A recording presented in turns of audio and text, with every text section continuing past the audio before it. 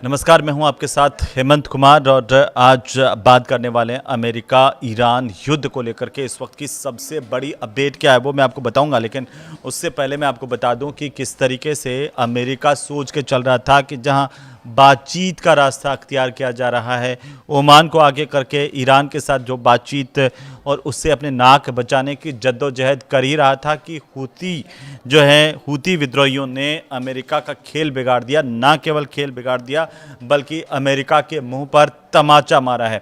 और अब अमेरिका की हालत ऐसी है कि वो क्या करे क्या नहीं करे, इस तरह की स्थिति देखी जा रही है। दरअसल जो हूती विद्रोही है उन्होंने यमन और सऊदी अरब पर बड़ा हमला किया है।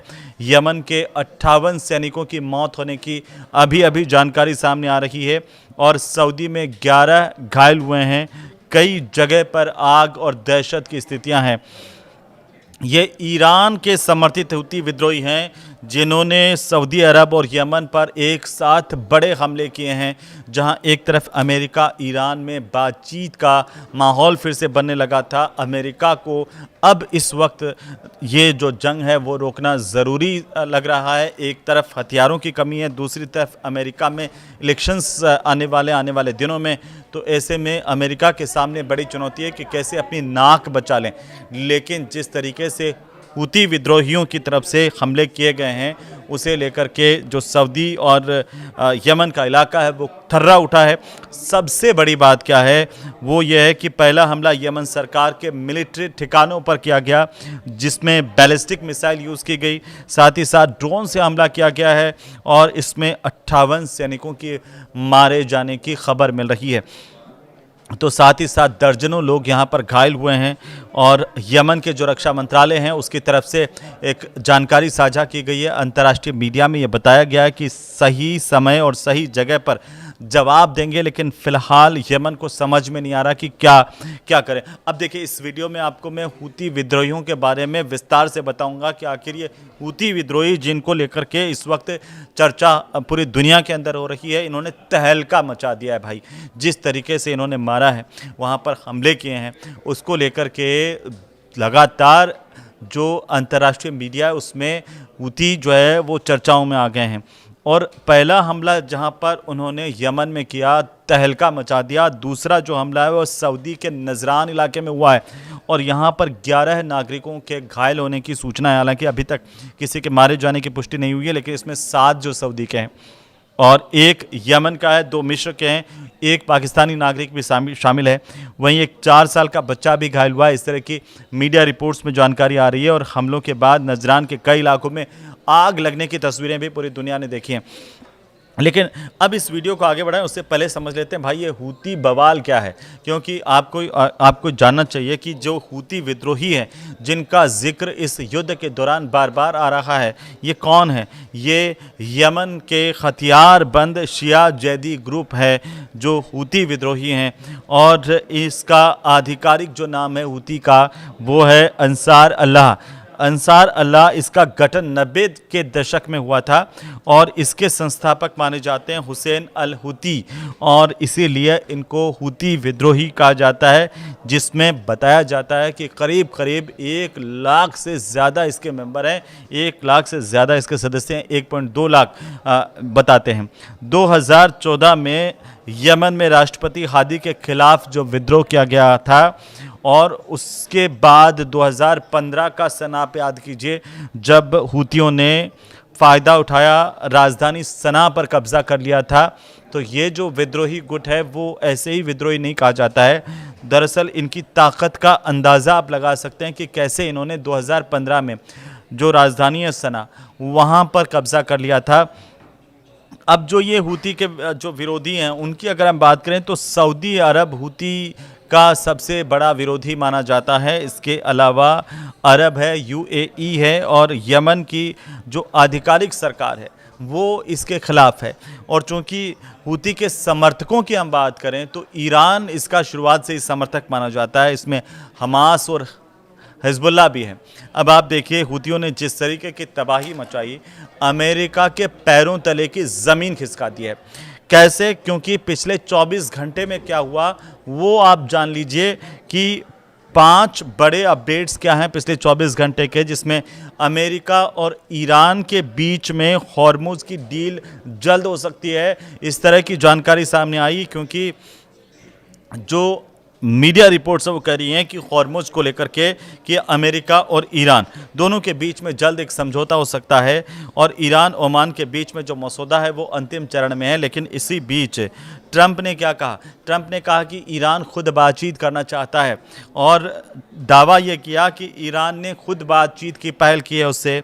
दोनों देशों के बीच में अच्छी बातचीत हुई है, प्रगति हुई है बातचीत को लेकर के, और इस उनके मुताबिक, ट्रंप के मुताबिक मैं बता रहा हूं कि समझौता ईरान के लिए सबसे बेहतर विकल्प होगा। लेकिन अंदर खाने ये जो समझौता होना वो अमेरिका के लिए सबसे बड़ा विकल्प है।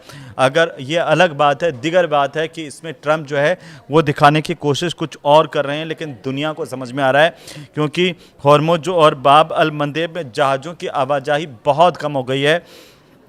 समुद्री ट्रैकिंग का जो डेटा है वो ये कह रहा है कि हॉर्मुज़ स्ट्रेट से बुधवार को सिर्फ 2 जहाज़ गुजरे थे, और जबकि तनाव से पहले यहाँ पर रोज़ाना जो है आप मान के चलिए 130 से 140 जहाज़ प्रतिदिन यहाँ से गुजरते थे, वहाँ आज महज 2 जहाज़ गुजर रहे हैं। तो ये समझौता, अगर बातचीत आगे बढ़ती है हॉर्मुज़ पर, तो दोनों देशों के लिए अच्छा होगा।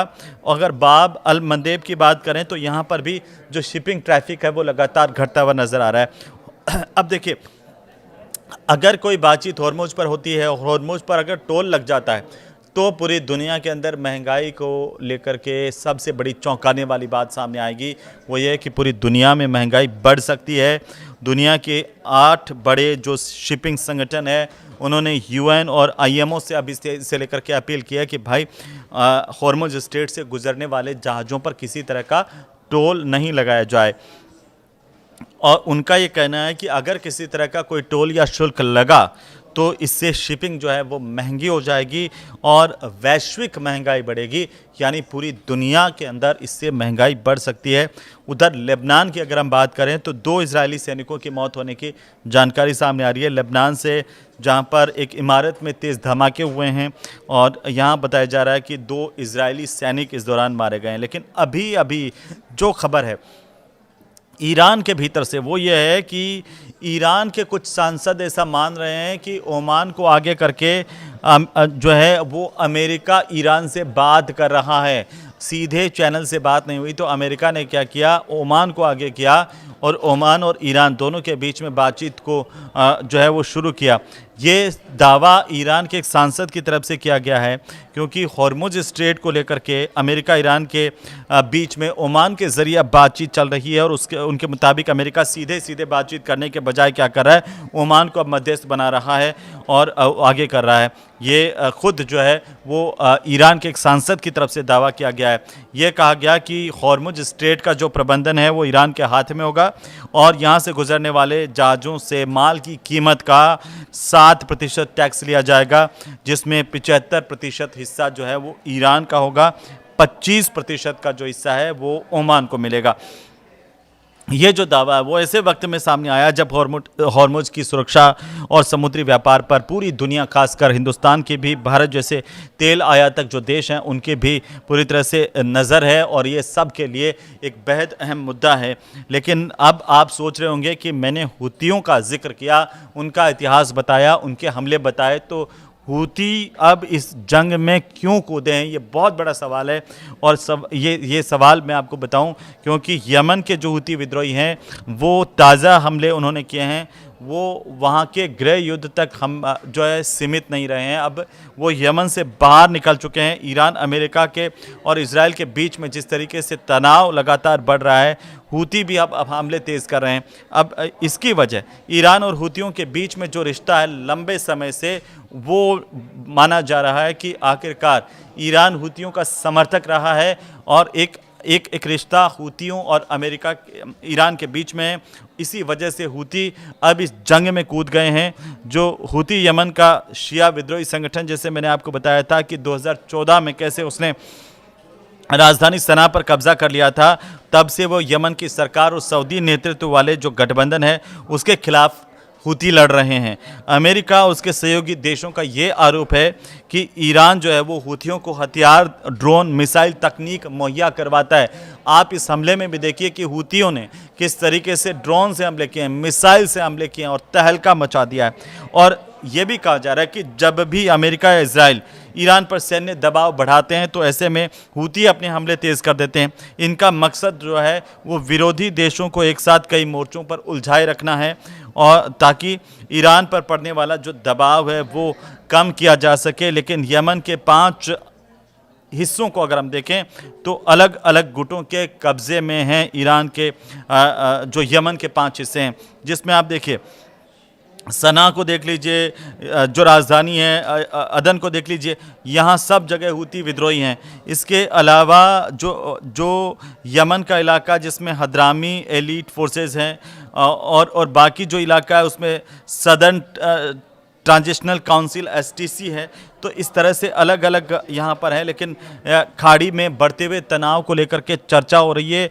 पाक PM जो है वो सऊदी के दौरे पर पहुंचे हैं, इसकी चर्चा भी पूरी दुनिया में है। ईरान अमेरिका का तनाव, हूती के हमले और लाल सागर में जिस तरीके से हालात बिगड़ते हुए नजर आ रहे हैं, वहाँ इन तीनों नेता क्षेत्रीय सुरक्षा को लेकर के एक रणनीति बनाते हुए आगे दिखाई दे रहे हैं।